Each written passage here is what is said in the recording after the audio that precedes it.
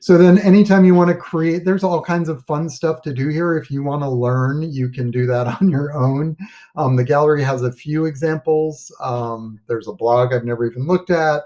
You can fool around in here, but if you follow me, I think you'll learn better. I hope, God, I hope.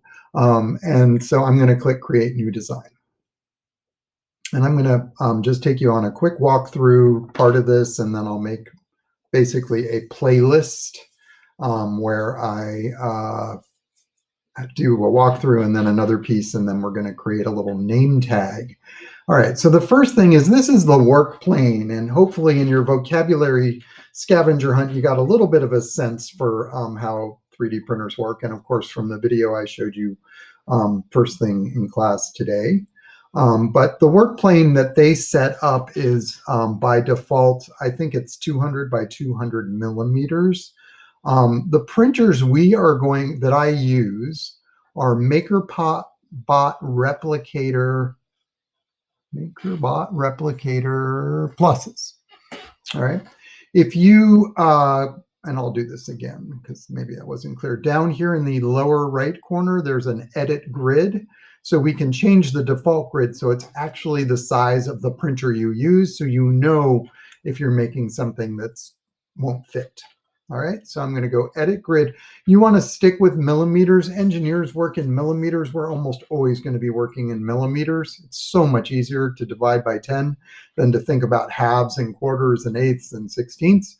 So as you can see, the default is 200 millimeters square, which is approximately very close to 8 inches. I will refer to inches sometimes just so you know kind of what we're thinking about. So if I change to MakerBot Replicator, you'll notice that it's still 8 inches. They call it long. It's actually how deep it is. And it's more like 12 inches, almost a little less than 12 inches wide. All right. So when you update, it'll show you what the bed of the printer looks like. Hopefully you know that term from when I've shown you the video at the start of today. Okay, so hopefully that you'll know what the bed of the printer looks like, and you won't make anything that is any bigger than that. The other thing I want you to notice, this is just kind of a silly Tinkercad thing. Instead of calling the new designs Untitled Design, like any other software probably would, or just Untitled, they give them these really goofy names. If you turn in your work with a really goofy name, I won't know whose work it is or what it is, and it's just not professional, right? So this is a class in being a professional quality designer. So we're going to use just professional standards. I am going to call this Oaken Basics. Okay, so this is our basics project. And if you could put your last name as well, and I think there might be 2 people with the same last name in one of these classes. I'm so lame at getting to know you so far remotely. If you know there's another person in the class, just give it an initial too. If I'm wrong, who cares? It's not that big a deal. All right. So then what I'm going to do is I'm going to start designing. And the way I think of Tinkercad as your Lego design software.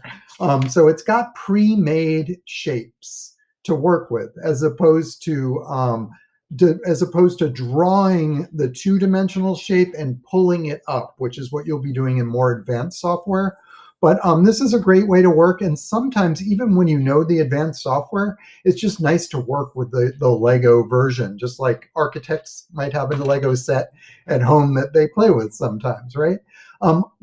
This drop-down list shows you a zillion different menus of shapes. Today, we're mostly going to stick to the basic shapes. But again, if you want to fool around and see what's here, you're welcome to. These grayed out shapes are how you make holes in things. We will learn that later, either in this video or in the next one in the playlist. I'm not sure right now. And what we're going to do is we're just going to start by clicking and holding our mouse button down and just dragging. So when I say drag, that means click your left mouse button down, hold it, and drag the shape onto your work plane.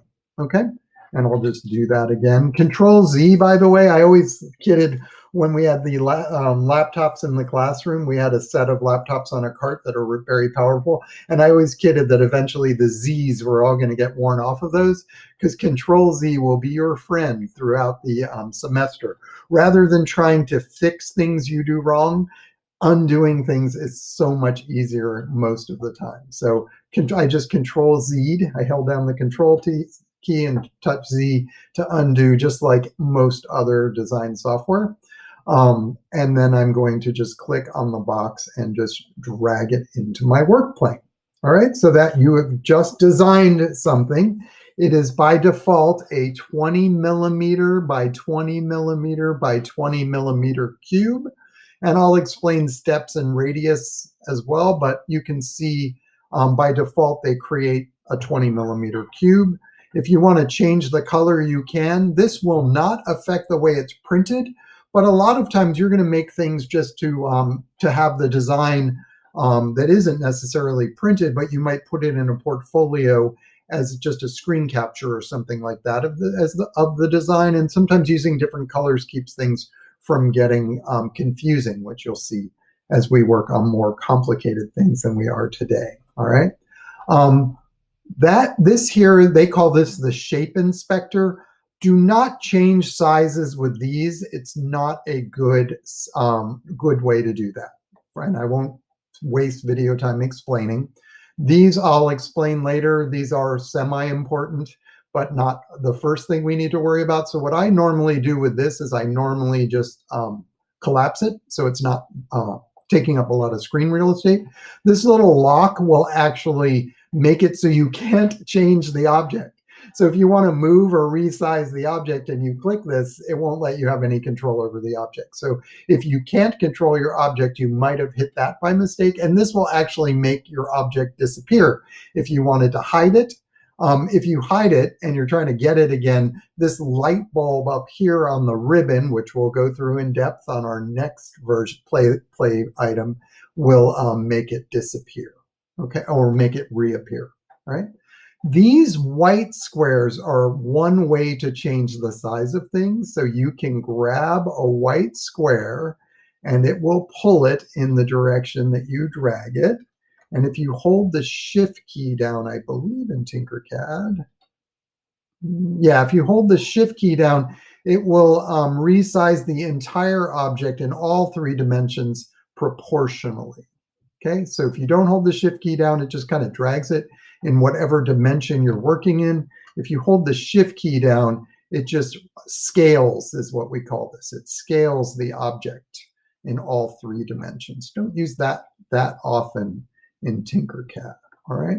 If you want to just change the height, this white square on top, which sometimes is confusing where it is, will change the height.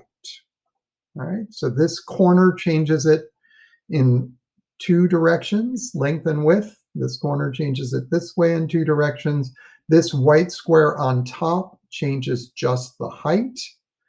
And you'll also notice anytime you click a square, it shows the 2 dimensions that might be changed. And this is generally what we're going to be doing is called parametric modeling. This is generally what you'll be doing. So you'll generally be told, make a 100 by 50 millimeter, 50, and I'll show you how to zoom in and out in a second, 50 millimeter rectangle, right?